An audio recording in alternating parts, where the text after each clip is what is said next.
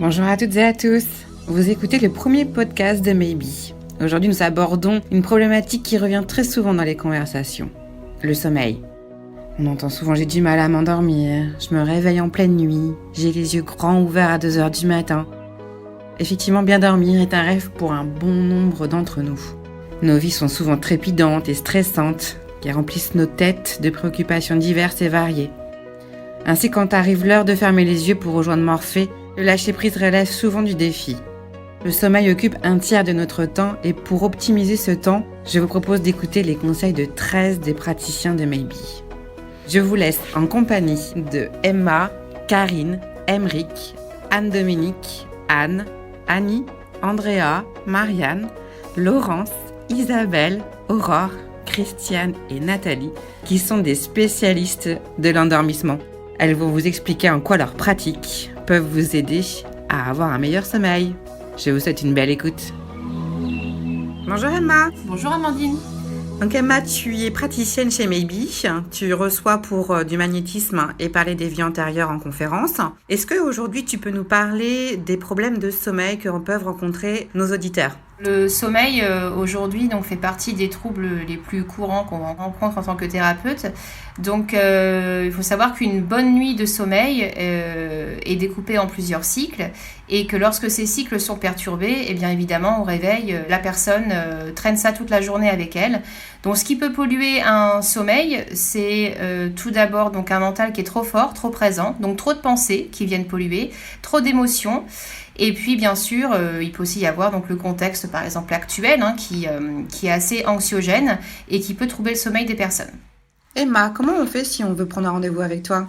Eh bien, vous pouvez retrouver toutes mes coordonnées sur le site internet de Maybe et donc vous aurez numéro de téléphone et adresse email pour me joindre. Merci, à bientôt. Bonjour Karine. Bonjour Amandine.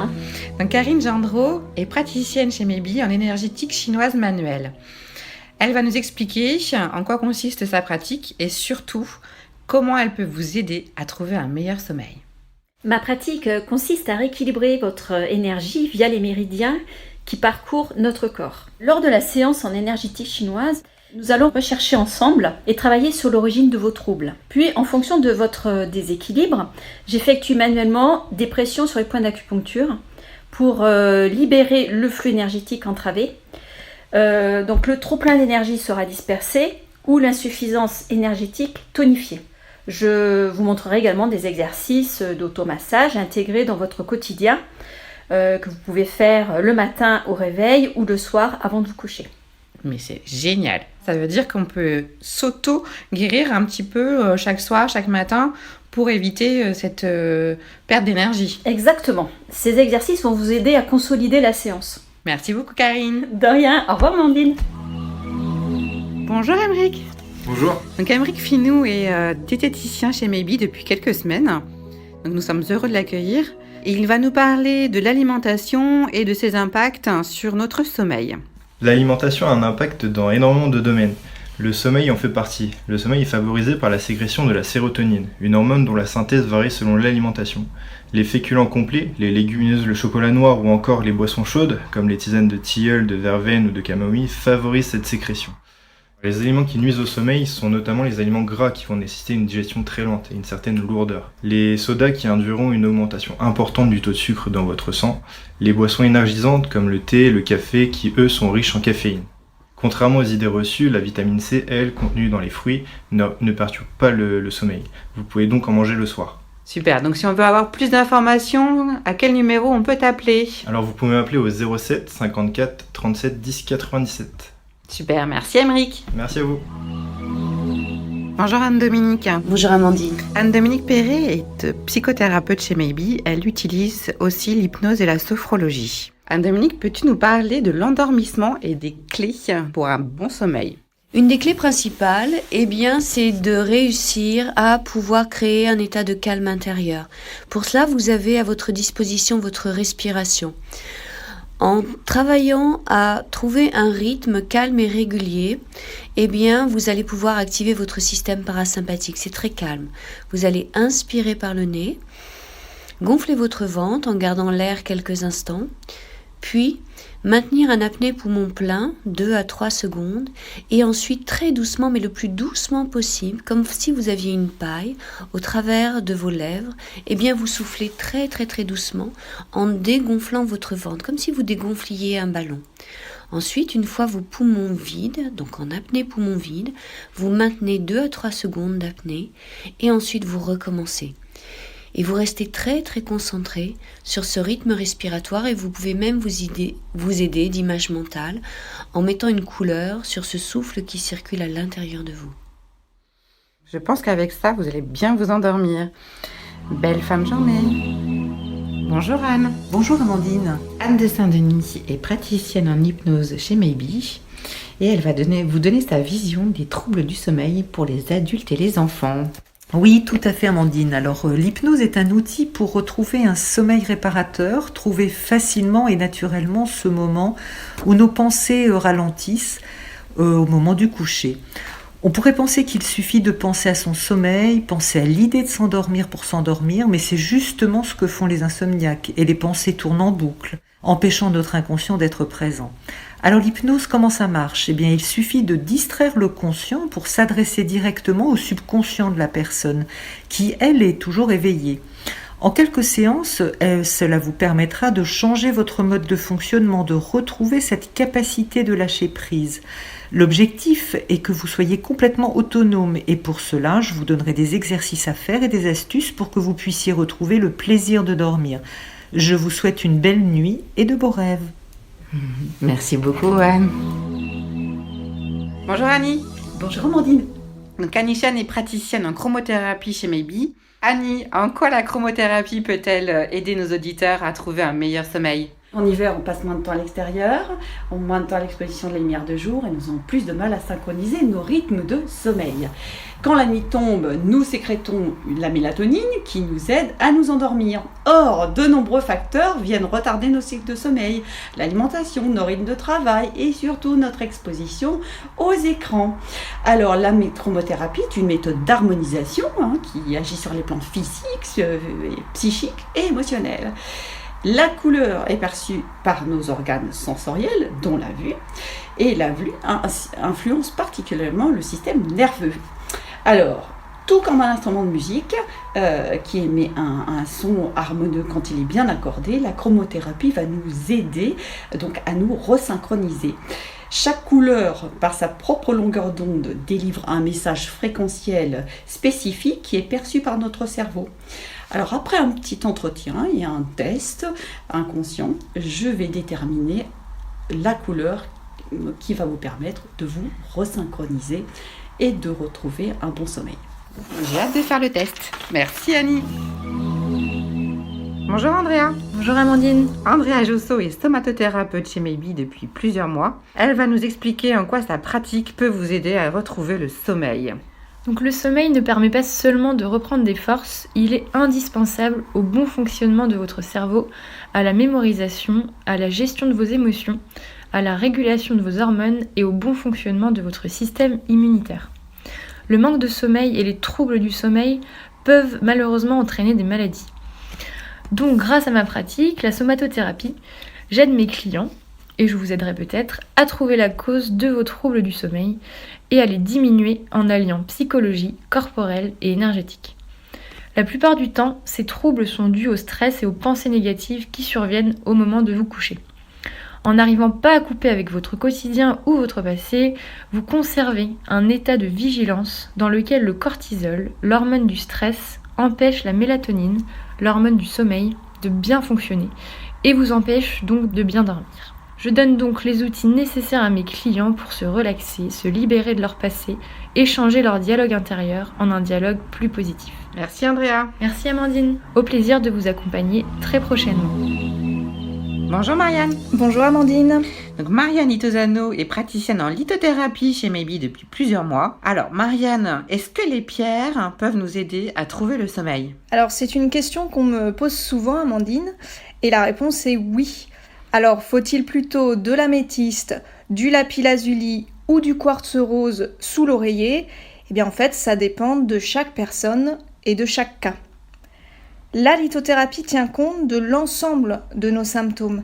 Donc c'est une pratique énergétique qui utilise des cristaux pour équilibrer globalement notre système énergétique. D'accord.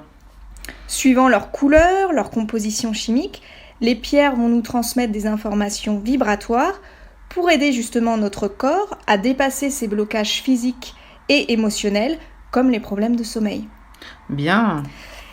Lors d'une séance de lithothérapie, je pose sur le corps les cristaux qui sont adaptés à chaque personne pour les aider à se détendre et à retrouver toute leur vitalité.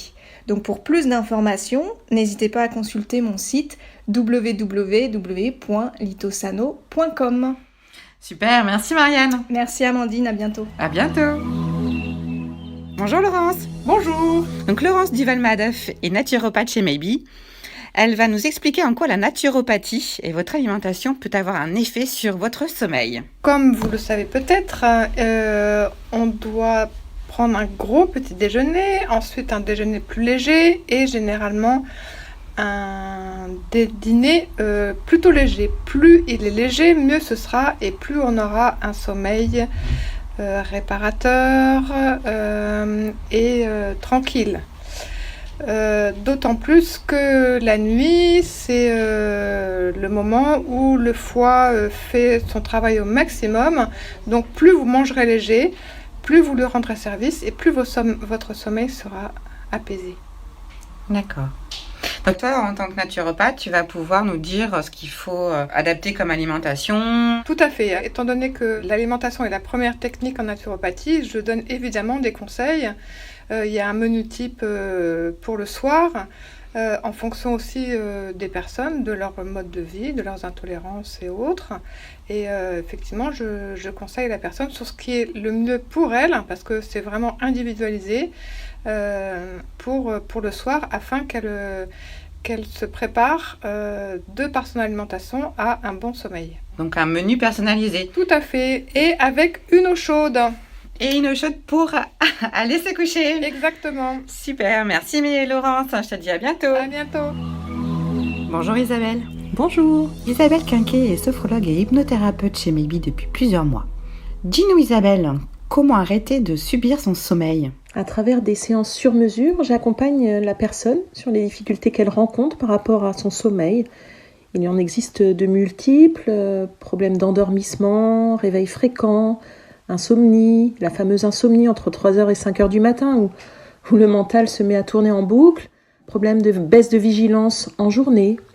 Et en séance, je rappelle comment fonctionne le sommeil et notamment qu'il se prépare dès le matin. Et la personne détermine les grains de sable qui empêchent ce sommeil apaisé et réparateur. Et à ce moment-là, la sophrologie et l'hypnose sont très efficaces pour accompagner la personne vers ses propres solutions. Elle reprend la main sur son sommeil, en fait, tout simplement, elle arrête de le subir. Merci Isabelle, à bientôt. À bientôt. N'hésitez pas à me contacter, les coordonnées sont sur le site de Maybe. Bonjour Aurore. Bonjour. Donc Aurore Herman est réflexologue chez Maybe depuis plusieurs mois.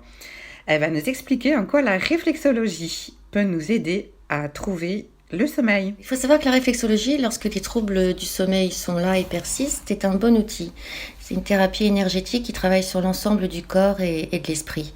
Et elle permet de rééquilibrer les fonctions qui sont mises à mal, donc les énergies perturbées. En tant que praticienne, je commence à dénouer les muscles qui sont contractés, c'est-à-dire le diaphragme, le plexus solaire, les trapèzes, les scalènes. Et ensuite, je m'attarde longuement sur les orteils pour permettre à l'esprit de se dégager des pensées perturbantes. Et ensuite, je m'attarde sur l'estomac et ensuite l'intestin grêle. Et je termine par un drainage lymphatique. Merci Aurore, on te retrouve sur le site de Maybe avec toutes tes coordonnées. À bientôt. Merci. Bonjour Amandine, bonjour à tous. Je vais tout d'abord vous expliquer ce qu'est le neurofeedback. Le neurofeedback, c'est un entraînement de votre cerveau pour retrouver la santé. Ça marche comment ? Des capteurs sont placés sur la tête pour mesurer l'activité cérébrale qui se réorganise en écoutant de la musique. Le tout premier changement observé avec le neurofeedback, c'est le lâcher-prise. Et aussi, le retour à une qualité de sommeil. Je vais vous partager le témoignage de Jérôme, chef d'entreprise. Ne dormant que 3 heures par nuit, j'étais épuisée. Après 4 séances de neurofeedback, je dors 6 heures au lieu de 3 heures. Les moments de fatigue ont disparu, surtout en voiture. J'ai retrouvé une grande efficacité et ma créativité a été reboostée. Je m'organise mieux en déléguant davantage. Je vous invite à faire comme Jérôme en faisant des séances de neurofeedback. À bientôt. Bonjour Nathalie. Nathalie Guillon est praticienne en Reiki depuis quelques semaines chez Maybe. Donc nous sommes ravis de l'écouter qu'elle nous apporte ses lumières sur le Reiki et le sommeil. Reiki a effectivement un effet positif sur le sommeil qui est nécessaire pour être en bonne santé. Donc les troubles du sommeil sont dus à des facteurs psychosociaux comme le stress et des événements marquants, mais ils sont aussi dus à des facteurs physiques comme les insomnies et une mauvaise hygiène de vie. Enfin, ils peuvent provenir de facteurs environnementaux tels que le bruit et la lumière. Donc les conséquences des troubles du sommeil sont la somnolence, la fatigue, l'irritabilité, les troubles de l'humeur, la diminution de la concentration et une fatigue musculaire. Le Reiki repose sur la relaxation méditative et l'harmonisation du corps par le toucher. Je pose donc mes mains sur certaines zones du corps pour libérer les tensions psychiques. Et lors des séances, vous pouvez exprimer ce qui vous angoisse et ce qui vous stresse. Au fil des séances, l'harmonisation du corps et l'apaisement de l'esprit vont permettre de rétablir un sommeil réparateur. Je vous dis donc à bientôt. Vous aurez compris qu'il faut toujours d'abord chercher la cause du trouble. Qu'est-ce qui fait que je ne m'endors pas ou qu'est-ce qui fait que je me réveille ? Je vous invite donc à prendre contact avec les praticiens. Vous avez toutes leurs coordonnées sur le site internet de Maybe, www.maybe-be.fr. À bientôt pour un nouveau podcast qui sera maintenant un événement régulier. Belle journée à vous tous, à bientôt!